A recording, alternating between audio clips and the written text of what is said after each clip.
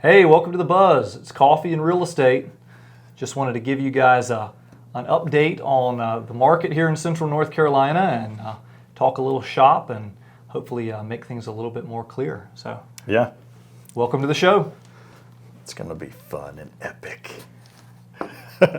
Anyway, yeah, guys, a couple of things that we do want to do is we just wanted to kind of share a little bit about who we are, where we came from, family, all that fun stuff. So kind of starts off. Well, I can start spouting nerdy facts at you about the market, but it does make a lot of sense. Like, why would you believe us? Yeah. Right? Why should you listen to this? So yeah, I love that. Market is shifting, rising interest rates, inflation, blah, blah, blah, blah, blah, but none of that really matters if we don't know what in the world we're talking about. So I would love to hear kind of the synopsis of your story first, and then I'll jump in. Yeah, that sounds good.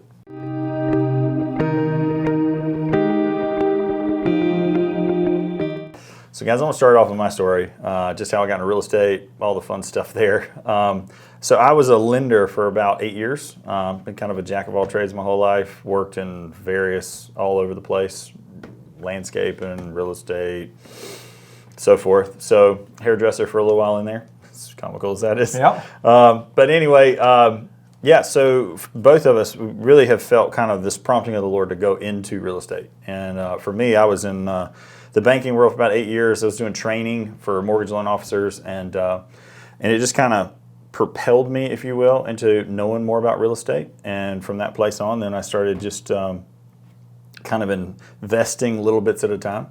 And so I went and I took my real estate school, passed my test on the first try, which I was like, hallelujah, because I didn't want to do that again. Yeah, and that's not an easy thing to do. No, it's definitely not.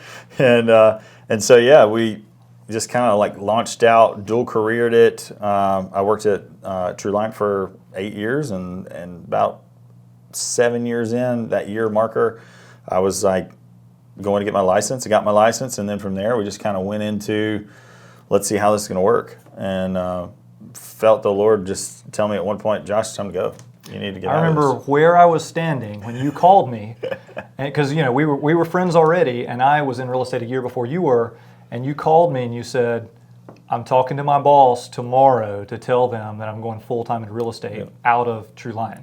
And that was a crazy time for you because you were working 40 hours a week at the bank, showing houses nights and weekends, and running a pretty decent little business doing it, but you had to jump from one freight train to another freight train. That's right.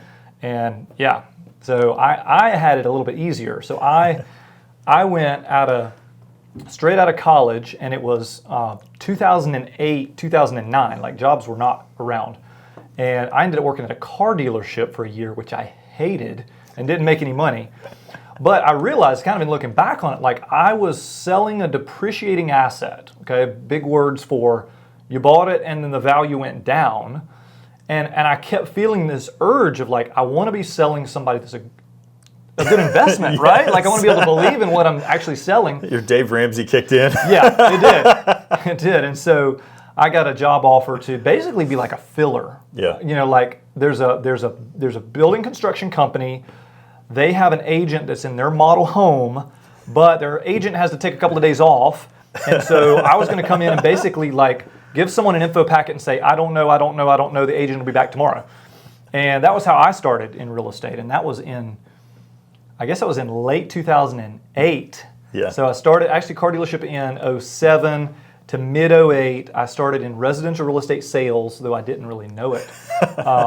In the I have no clue sales in late 08, and then worked there until 2016 really was when I got my license. Yeah. And kind of tapered out of that job. So at that point I had gone from I know nothing to I'm basically taking somebody from handshake hello in a model home all the way through contract, color selections, build process, all the way to the closing table, which was really cool. Yeah. And I guess initially I felt like it was going to give me this huge head start into real estate.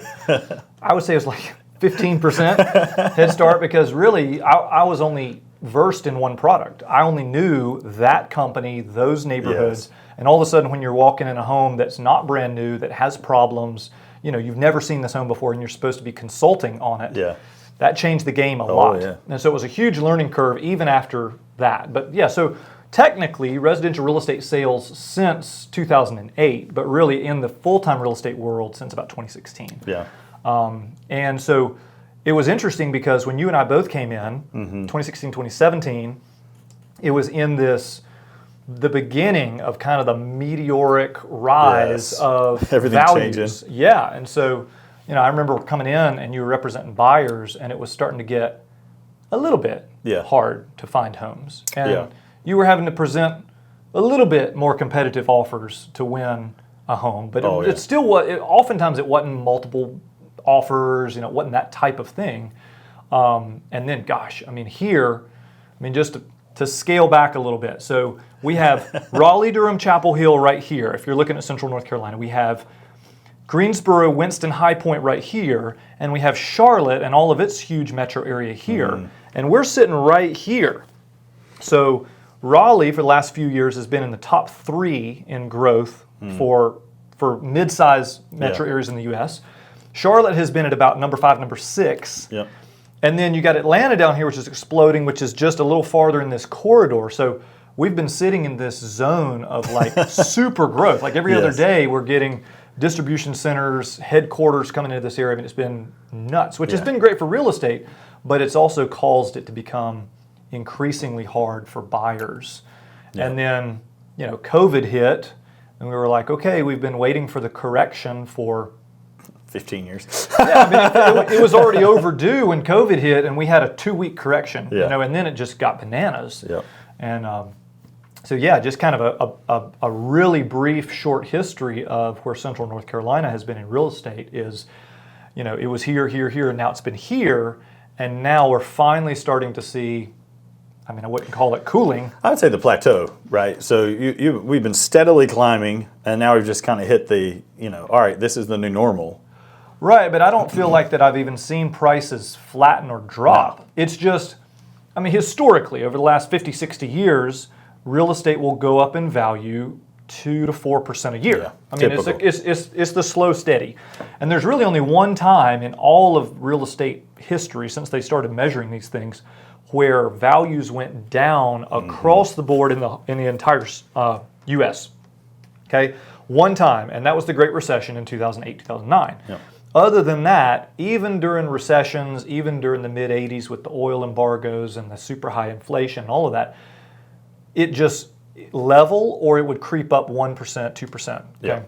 Yeah. So at least in this area, don't hold your breath for the market crash. Yeah. We're doing data research all the time. I haven't seen anybody besides the YouTube loonies who are saying that this particular area is going to have a crash.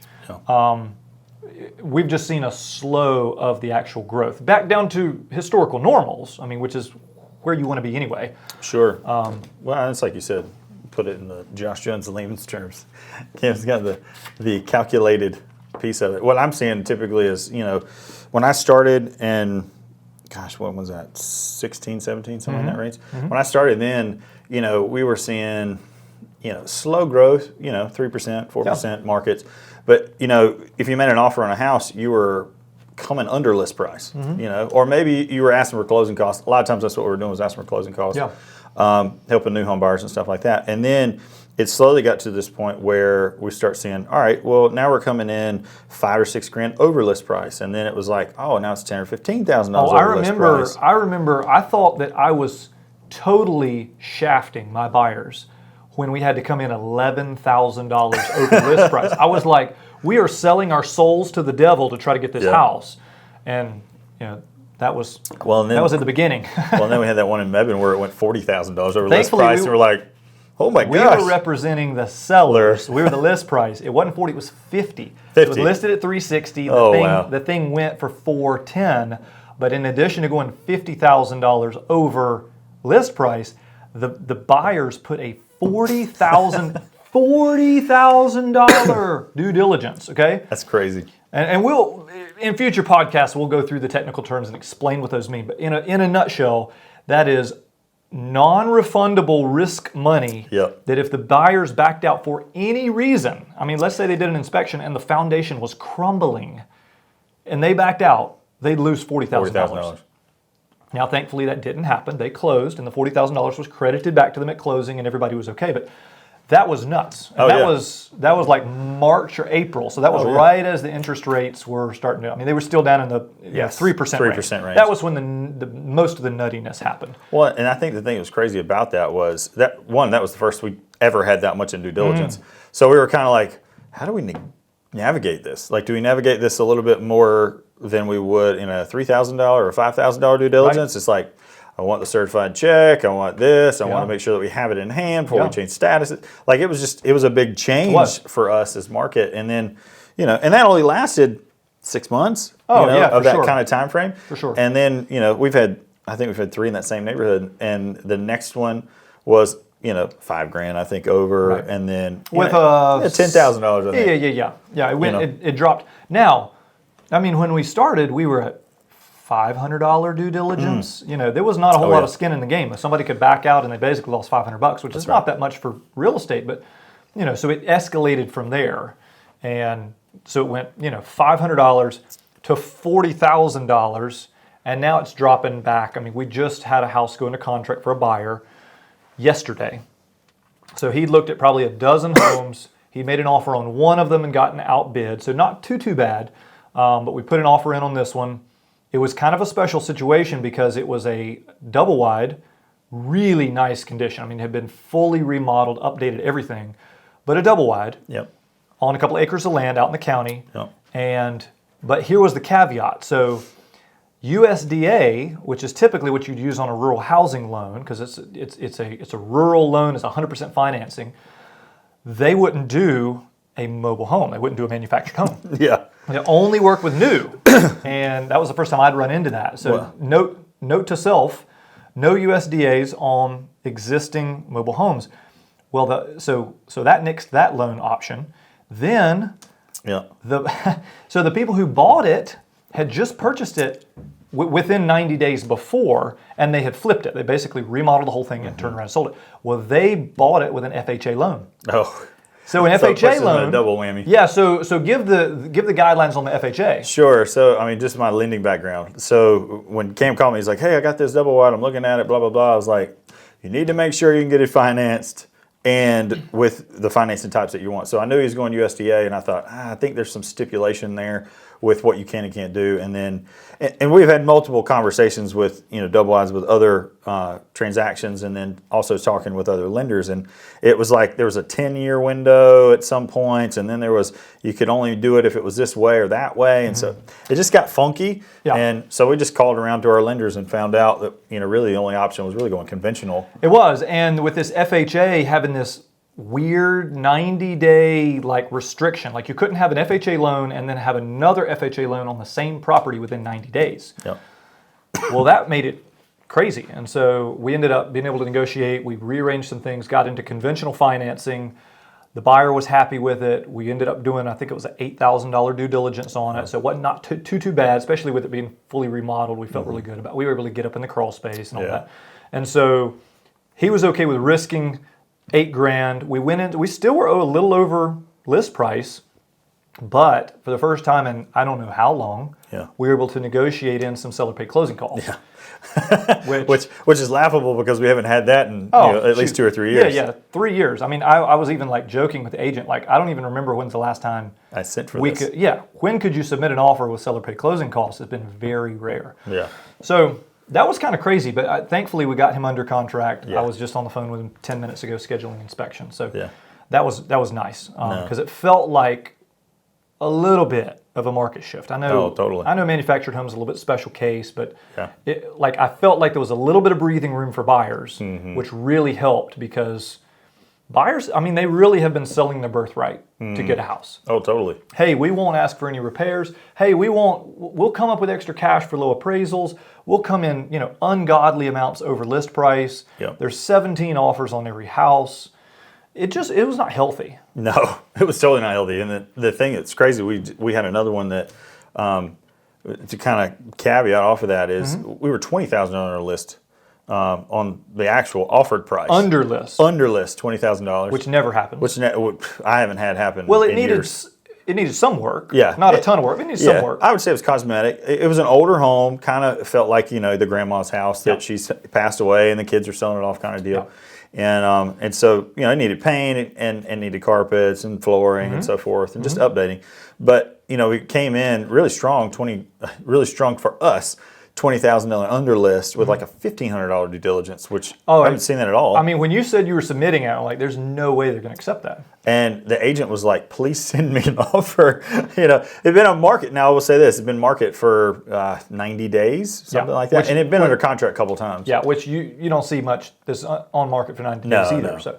So it definitely had its kind of caveat of space, but it's the difference in negotiation, difference in looking at, okay, what can I get? Right. They had no offers, they hadn't had any showings, they were just, kind of stalemating, and I'm pretty sure they were going to do a price drop anyway. Yeah.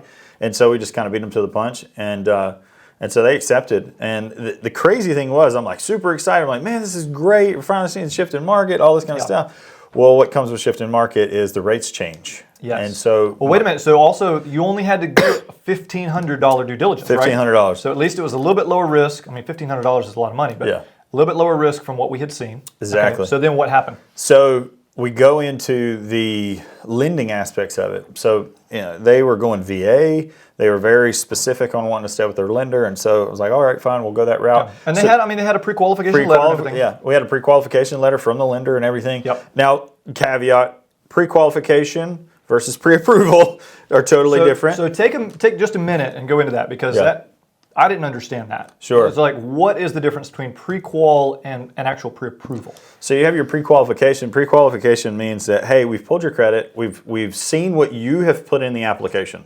Okay, so whatever you put in the application is what they're looking at. They're kind of trusting your word for it. They're trusting your word for it, which we know a lot of times we fabricate some details sometimes. Or honestly don't know. No, true, that too. It doesn't necessarily have to be, lying intentionally. Yes, sure. Yeah. So, they may say, hey, well, I make this much per month, or I make this, hourly, and this many hours of work or whatever. And sometimes that's off. And so what ended up coming up was this particular buyer was a temp. He worked for a temp agency. And so because he worked for a temp agent, which, when I talked to him, he's like, oh, I'm in computers, I do this, I do that. And I was like, all right, cool, we should be fine. Yep. I didn't think to ask the temp question. And so we went under contract. And normally, kind of give you an idea, the reason why we like preferred lenders is because they get back to us within a day or two. In some cases, 24 hours. Yeah, so we don't necessarily make a penny off of some sort of transaction. Like, hey, I want you to talk with Bob because Bob is going to cut me a $200 gift card at the end of this. That's not how we work. But if we find a lender, or hopefully a couple of lenders that are honest, they do what they say they're going to do, they have a high level of integrity, they have a good team. Like, I don't care what company they work for. That's right. That's who I'm looking for. That's it. Yeah. And that was huge because, they stuck with the lender they were with, and we were under contract, already delivered due diligence, and, we're getting ready to schedule inspections. And I called that buyer and I said, look, this is what we're thinking about doing. What are your thoughts? And he said, well, I just got a call from the lender, and they're telling me to hold for a second. I was like, hold for a second? What do you mean hold? That's not a good sign. That's never a good sign. And so I dug in deeper and deeper and deeper. I got him connected with our preferred lender, Don. And I said, hey, look, I want to make sure that, there's no snags, anything that's going to come up that we don't know about. And so within 20 minutes, I'd gotten a phone call back, hey, your guy's putting the app in. All right, cool. 2 hours, 3 hours later, he said, I got the app, I'm looking at it. This is the reason why they're having a snag, is because he's a temp. Yeah, because they don't classify it as a job that is consistent. They look at it as like it's temporary. It could go away very quickly, which honestly, in some cases, this state, you can fire anybody for any reason. So it's really, it's a small valid, but at the same time, it's that's still a restriction for a lot of lenders. It's a huge restriction for lenders. And had I known he was a temp, I would have pulled that quicker. But just because of my lending background, I knew that would be an issue. And so we sent him to, I think, 5 different lenders. I mean, I went unconventional. We went different options, everything. The only thing that we could find that would potentially work was going through state employees. And so we put them through there. They ran through the gamut. And within, I want to say 3 or 4 days, we had an answer back. And they basically said, because the debt to income has changed, because the rates went from 5% to 7%. his debt to income had raised over the 43% threshold or whatever, and so it booted him out, and it ended up causing an issue for us being able to move forward because the agent was okay. Like they're like, hey, make this work out. Which was amazing. Which they were doesn't desperate. happen. I mean, they were like, hey, if we need to drop closing back 30 days, we'll do it. Like, totally on board. Yeah. So it was a whole different kind of element that we hadn't experienced yet. Yeah. And so going through that process, it was like, man, this is an eye opener of these are the reasons why we have preferred lenders. This is why we go through this process is so that we can protect our client. And when you're working with with a lender that you're not maybe familiar with, and they don't know you and you don't know them, there's just not a ton of communication in the same elements. Yeah. And so I think that was the big thing for us is we didn't have that communication piece.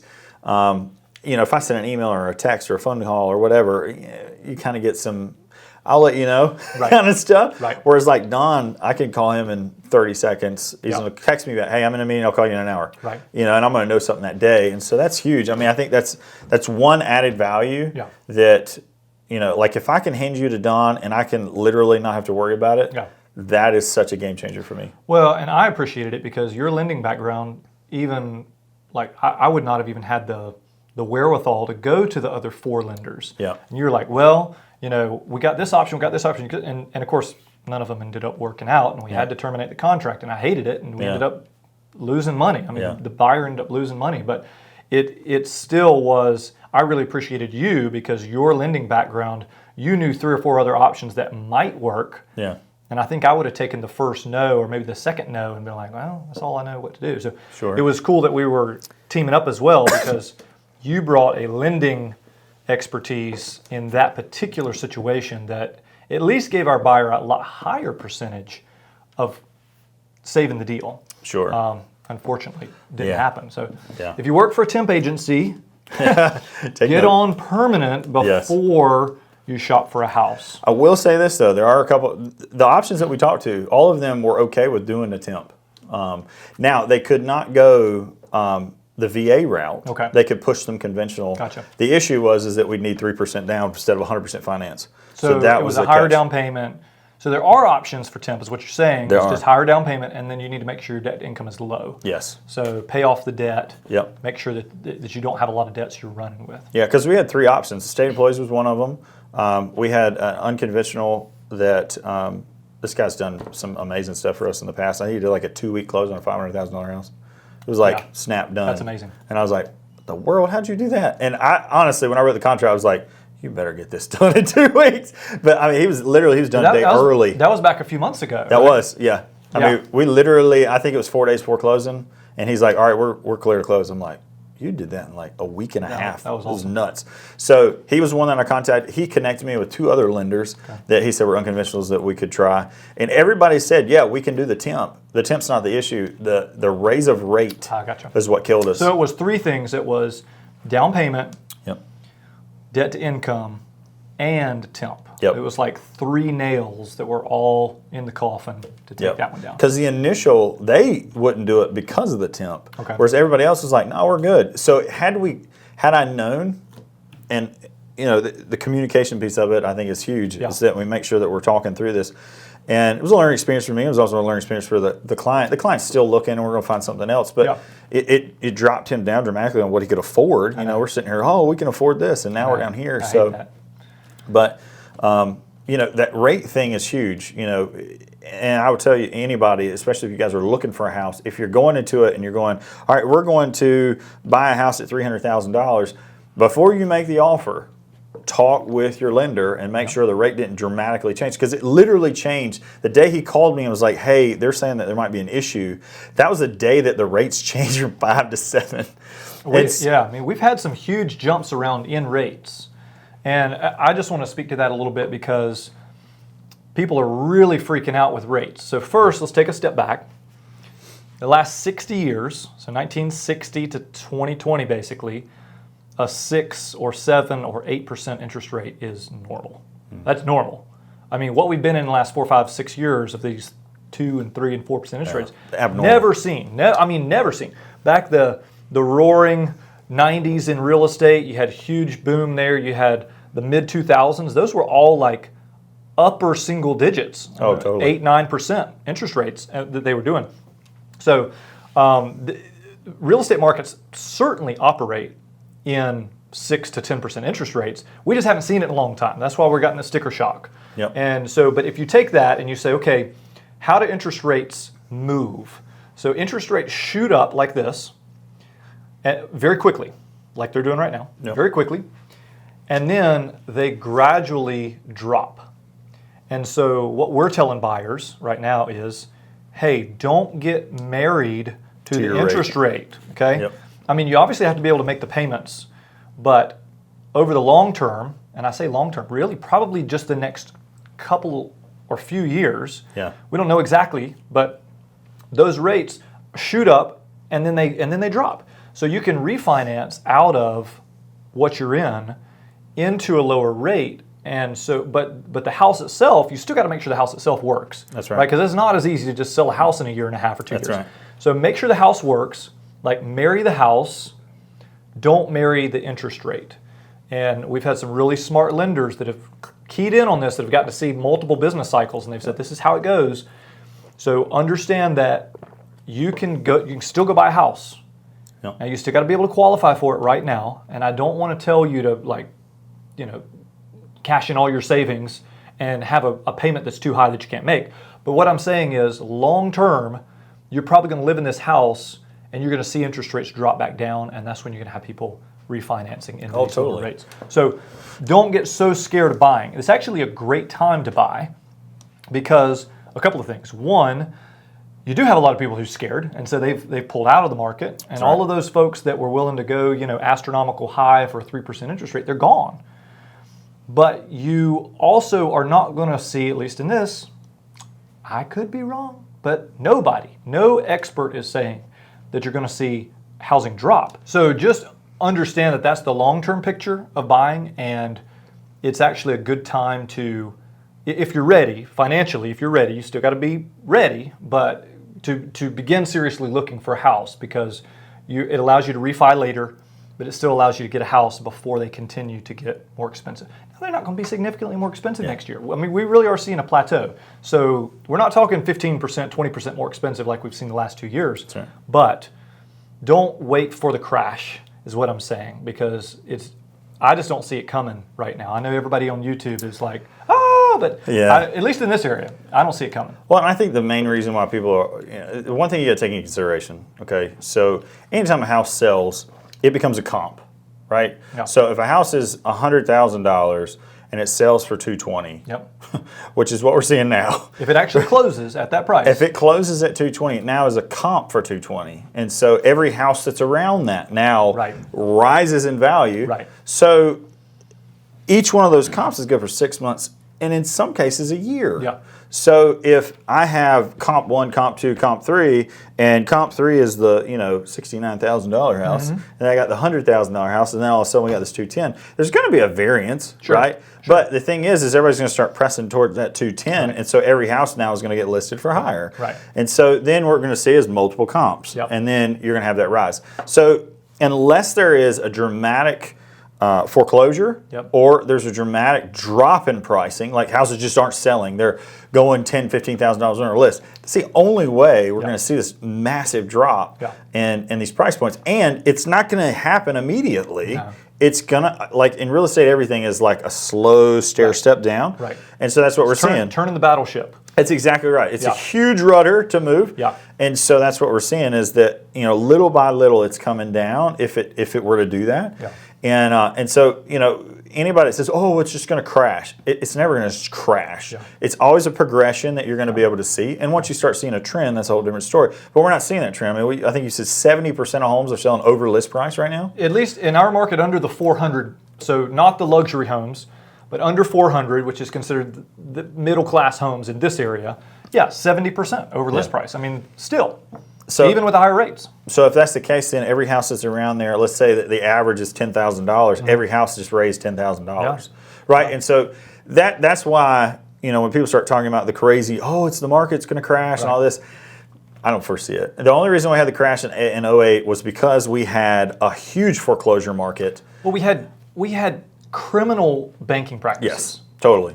criminal banking Yes. practices. Stock market dropped, criminal background. I mean, basically, I was watching a thing on 2020, and they said, "Man, if you can fog a mirror, we'll give you a loan." And that's basically how it went. I mean, they were refinancing houses, they were pulling cash out of houses, and they would not do appraisals, they wouldn't do income checks. There was a lot of crazy stuff. And then, none of that's the case now. The laws totally. were all put in place. Yeah. None of that has happened. None of the lending practices are there. People are putting huge amounts of money down. That's right. They have total positive equity in their homes. That's right. So if everybody lost their job, not everybody, but if a large chunk lost their job, they could still sell their house and not. They'd make a chunk of change off the house. They make profit. That's right. And that was the other thing and we saw that in 2008 where, in the lending side of it, where people would come in and like, I need to refinance my house. Yeah. Or I need to do this or I need to do that. The issue is that they'd come in and their house had dropped so much in value that now they were upside down. Well, they bought it overpriced, which I hear everybody say that now. But the issue is that we're in an organic growing market, not something that was falsely it's helped. Not artificial. Now the interest rates were artificial. Yes. The 2%, 3% interest rates were artificial.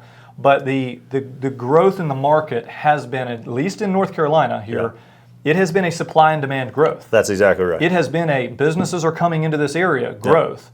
And that's real. That's right. That's going to be sustainable. That's tangible. Yeah. And so we're not going to see that massive shift like we are. Now, are we seeing a change? Yeah, of course. But the Fed is doing that on purpose, right? So they're purposely raising rates so they can slow the market down. Sure. That's not so we can have a crash. It's to trying to counteract. It's trying to get the freight train back under control. That's right. That's exactly right. So I think that's a huge piece of it. You know, if you're going into it, like what Cam said, don't marry the rate. The rate's going to change. I mark my words. In a year to 2 years. I'm marking. Right now, in a year to 2 years, we're going to see the rates go back down. They'll be back down. Probably, they're not going to be at 3%. No. If they drop down into the 4 and 5s, I think that's probably logical. Yeah. However, I think we're going to, this 7%, 8%, whatever they continue to rise to, that's going to come back down to some normalized market, rather in the 4 to 6% range. Yeah. That's normal, and I think we'll come back down to that in the next year to 2 years. Yeah. So if you find the dream home that you like, and it's the thing that you want, and you're looking at it from that perspective of, I might have to suffer and pay an extra $100 a month on my payment or $200 a month or something like that just to get the house that I want. You may save $10,000, $15,000, $20,000 because there's not somebody competing with it. You're not overbidding on it. You're not doing all these things. So you might get the house that you want at a comfortable price. Right. And then turn around in a little bit and refinance. It costs you maybe $3,000, $5,000, and then all of a sudden now you've dropped $200-$300 a month. $200 a month. Yeah. Exactly. Yeah. So I think that's the way. There's a ton more to say. There's a bunch of nerdy stuff to say. There's a bunch of fun stuff to say. We'll keep drinking some coffee. But thanks so much for joining us on this podcast. We look forward to giving you some more information on kind of the inside backstories of real estate. And it's been fun, man. Definitely. Enjoyed it. All right. Cool. We'll see you next time. See you guys.